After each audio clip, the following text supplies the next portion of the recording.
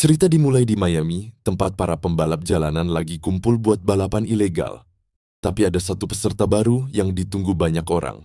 Brian O'Connor, mantan polisi yang kabur setelah bantu Dom Toretto di film pertama.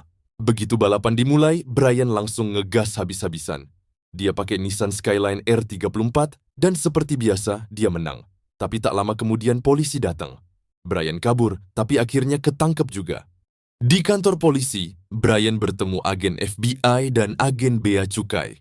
Mereka ngasih tawaran, bantu mereka menangkap bos kriminal bernama Carter Verone dan rekam jejak Brian bakal dibersihin. Brian setuju, tapi dia punya syarat. Dia mau pilih partner sendiri.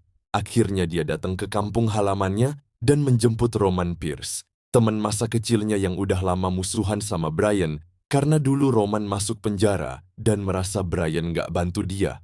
Awalnya Roman marah besar, tapi setelah tahu misinya bisa hapus semua catatan kriminal, Roman ikut. Duo ini pun mulai bekerja sama lagi.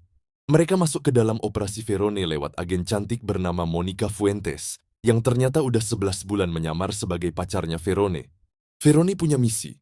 Ia butuh 2 pembalap untuk mengambil tas berisi uang di sebuah rumah dan membawanya ke bandara tanpa ketahuan polisi. Tapi misi ini sebenarnya perangkap. Verone mau memastikan apakah ada yang berkhianat, termasuk Monica.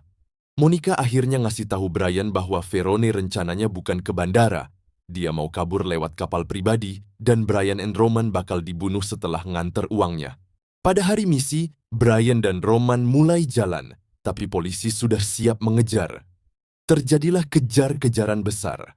Brian memanfaatkan trik, mereka masuk ke gudang, semua mobil polisi berhenti, dan pintu gudang terbuka, keluar puluhan mobil yang dikemudikan pembalap jalanan. Polisi bingung, Brian and Roman berhasil kabur pakai mobil yang berbeda.